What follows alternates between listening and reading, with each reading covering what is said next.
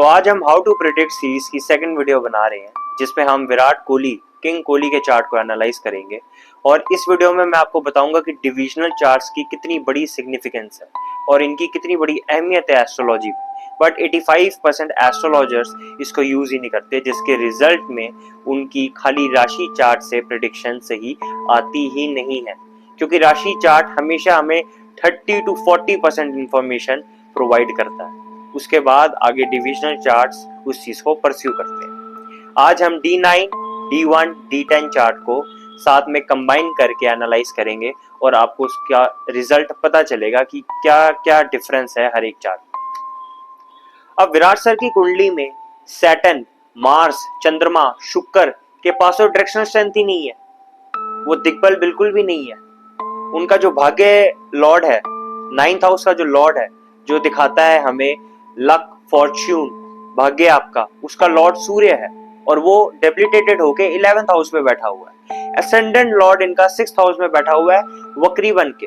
अब कभी भी ascendant Lord 6th, 8th, 12th में अच्छा नहीं माना जाता, क्योंकि ये दुष्ट स्थान है। बट स्टिल रिजल्ट्स इतने अच्छे क्यों हैं? और महादशा चल रही है इनकी राहु की, 2010 से 2028 तक इनकी राहु की महादशा चल रही है। और जिसका डिस्पोजिटर सैटर्न है, जिसके पास अगेन डायरेक्शनल स्ट्रेंथ नहीं है और वो फर्स्ट हाउस पे बैठा हुआ है। तो रीजन क्या है? अगर कोई फर्स्ट बंदा या प्रैक्टिशनर इनकी ऐसी चार्ट पढ़े तो वो सीधा बोलेगा कि ये बंदा कभी अच्छा नहीं करेगा, लाइफ के हर एस्पेक्ट में ये कहीं ना कहीं लैक कर जाएगा। बट हम सब देख रहे हैं और सबका रिजल्ट तो एकदम ही ऑपोजिट है। वैसा क्यों? तो चलिए देखते हैं। अब यही अगर हम D9 चार्ट में आ जाए, जिसको कहते हैं नवामशा चार्ट। अब ये चार्ट किस चीज को सिग्निफाई करता है? ये दिखाता है हमारे लक को, फॉर्च्यून को, हम कितने भाग्यशाली रहेंगे, मैरिज को, हमारी 30 इयर्स के बाद की लाइफ एक तरह से D9 चार्ट ही रिप्रेजेंट करता है। अब D1 ये दिखाता है कि लोग आपको कैसे देख रहे हैं। फॉर एग्जाम्पल, आप मर्सिडीज में घूम रहे हैं तो लोग आपको देख के ये बोलेंगे कि वाह क्या गाड़ी है, you must be very lucky. But यही अगर आप D9 चार्ट पे चले जाएंगे तो वो आपको रियलिटी बताएगा कि वो मर्सिडीज असल में आपकी है भी कि नहीं, ये किसी की आप मांग के तो नहीं लाए हो, या ये गाड़ी मॉर्गेज तो नहीं है। तो वो गाड़ी आपके लिए कितनी बेनिफिशियल है, कितनी फ्रूटफुल है, वो आपको D9 चार्ट बताता है। अब D1 में जो एसेंडेंट लॉर्ड है वो जुपिटर है और जुपिटर बैठा हुआ है 6th हाउस में। तो D1 के हिसाब से तो इनका एसेंडेंट लॉर्ड बिल्कुल अच्छी पोजीशन पे नहीं बैठा है। बट यही अगर हम D9 पे चले जाएं तो हमें क्या देखने को मिल रहा है कि इनका जो D1 पे असेंडेंट लॉर्ड है, जो कि गुरु है, वो बैठा है 10th हाउस पे।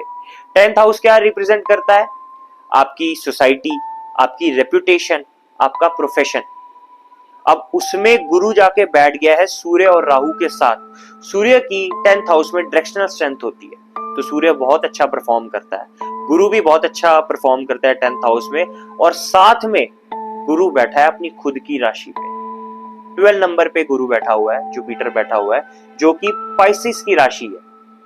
तो कोई भी ग्रह कभी भी, ये आप एक तरह से नोट बना के लिख लीजिए, कोई भी ग्रह अपने घर को कभी खराब नहीं करता। क्या कभी कोई चाहेगा कि मेरे घर के साथ कुछ गलत हो? तो अगर कोई चीज गलत डेबिलिटेशन में भी बैठी है और साथ में उसी घर का स्वामी उसके साथ जाके बैठ गया तो वो डेबिलिटेशन को कैंसिल कर देता है। अब जोन सा शुक्र D1 पे डेबिलिटेटेड है चंद्रमा के साथ, वही सेम शुक्र D9 पे खुद की राशि में जाके बैठ गया 12th हाउस में। अब एक चीज तो तय है कि शुक्र अगर 1st, 2nd और 12th हाउस में बैठा हो और उसकी अगर स्ट्रेंथ अच्छी है तो वो इंसान कभी भी हल्का कपड़ा नहीं पहनेगा, हल्की गाड़ी में नहीं घूमेगा, और कभी भी कोई लैंड लेना है, कोई चीज लेनी है, वो टॉप की लेगा। वो एकदम मटीरियलिस्टिक इंसान होगा, डाउन टू अर्थ भी होगा, बट चीज पहनेगा, खरीदेगा तो अच्छी खरीदेगा, सस्ती कभी नहीं खरीदेगा। तो एक तरह से देखा जाए तो शुक्र का भी सिनेरियो पूरा चेंज हो गया D9 पे। और साथ में D1 पे जो 10th हाउस और 11th हाउस परिवर्तन योग भी बना रहे हैं, तो डेबिलिटेशन तो 80% उधर ही कैंसिल होगी। बट D9 ने हमें और कंफर्मेशन दे दी कि शुक्र जो है खराब रिजल्ट्स नहीं, अच्छे रिजल्ट्स देगा। अब यही अगर हम D10 चार्ट में चले जाए, जिसको कहते हैं दशांशा चार्ट, ये चार्ट हमारे प्रोफेशन के बारे में बताता है। बेसिकली ये हमारे 10th हाउस को और एग्जैगरेट करता है और इसके बीच की जो एक एक माइनर डिटेल है वो तक हमें पता चल जाती है। अब D10 चार्ट में विराट सर का सूर्य उच्च का है, बट D1 चार्ट में जो हमारा राशि चार्ट है उसमें तो सूर्य नीच का था। अब सूर्य नीच का क्या होता है? इट मींस उस इंसान की रिस्पेक्ट नहीं होगी, उस इंसान के पास नेम फेम नहीं होगा, वो लीड नहीं कर पाएगा कभी चीज, लोग उसकी इज्जत नहीं करेंगे। बट क्या हुआ? एकदम उल्टा हुआ। उसका रीजन D10 में चार्ट जो कि इनके काम का प्रोफेशन का चार्ट है उसमें सूर्य उच्च का है। अब इससे क्या पता चल रहा है कि खाली अगर राशि चार्ट के हिसाब से अगर हम देखें तो ये चीज तो एकदम ही नलिफाइड हो जाएगी, कोई इंसान बोलेगा ये तो अच्छा कर ही नहीं सकते। बट जब हम D9 D10 चार्ट में एग्जैगरेट करेंगे, खोल के ढंग से किसी चीज को पढ़ेंगे, तब हमें रियल प्रेडिक्शन का पता चलता है। अब D10 चार्ट में इनका मंगल भी उच्च का हो गया, 12th हाउस में इनका मंगल उच्च का होके बैठा हुआ है, और वही D1 चार्ट में इनके मार्स के पास डायरेक्शनल स्ट्रेंथ भी नहीं थी।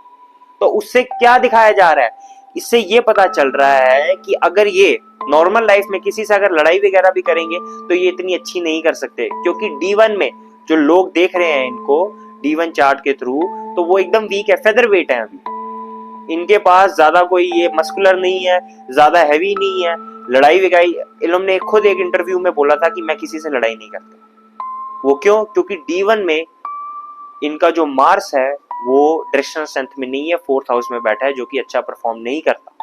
बट वही अगर हम D10 चार्ट में चल जाए तो किंग कोहली का मार्स एक्साल्टेड है। अब मार्स एक ऐसा प्लैनेट है जो आपको एथलीट बनने की स्ट्रेंथ देता है, लड़ने की स्ट्रेंथ देता है, और प्रोफेशन में लड़ना मींस कंपीट करना अपने कॉम्पिटिटर से। अब D1 में तो डायरेक्शनल स्ट्रेंथ नहीं है, पर D10 में एक्साल्टेड हो गया। तो आप जानते ही हैं, 6 कोई और मारे, कैच कोई और करे, विकेट कोई और ले, कैमरा हमेशा विराट सर के ऊपर ही होता है। उसका रीजन क्या है? D10 में इनका सूर्य उच्च का है, मंगल उच्च का है, साथ में चंद्रमा उच्च का है 4th हाउस में। तो आप देख सकते हैं कैसे चीजें डिफरेंशिएट करती है। खाली D1 के सारे अगर हम रहेंगे तो हमें कुछ भी पता नहीं चलेगा। कोई भी बंदा किसी को भी, अब इनका अगर मैं इनका रीड करूं D1 चार्ट तो मैं सीधा बोल दूंगा ये बंदा लाइफ में अच्छा परफॉर्म करेगा भी। बट D9 पे अगर मैं देखूंगा तो वो चीज 50% कम हो जाएगी, D10 में देखूंगा वो चीज 100% कम हो जाएगी। तो इसका मतलब क्या है कि जो आजकल इंस्टाग्राम पे लोग रील्स चला रहे हैं कि आपका अगर 10th हाउस में ये बैठा है तो उसका ये रिजल्ट है, 11th हाउस में ये बैठा है तो उसका ये रिजल्ट है। अरे अगर आप पूरा एक चार्ट भी पढ़ लो तब भी आप ढंग से प्रेडिक्ट नहीं कर सकते। उसके साथ आपको 4 चार्ट और चाहिए सही प्रेडिक्शन करने के लिए, एस्ट्रोलॉजी को सही प्रूफ करने के लिए। तो एक हाउस से तो क्या ही पता चले।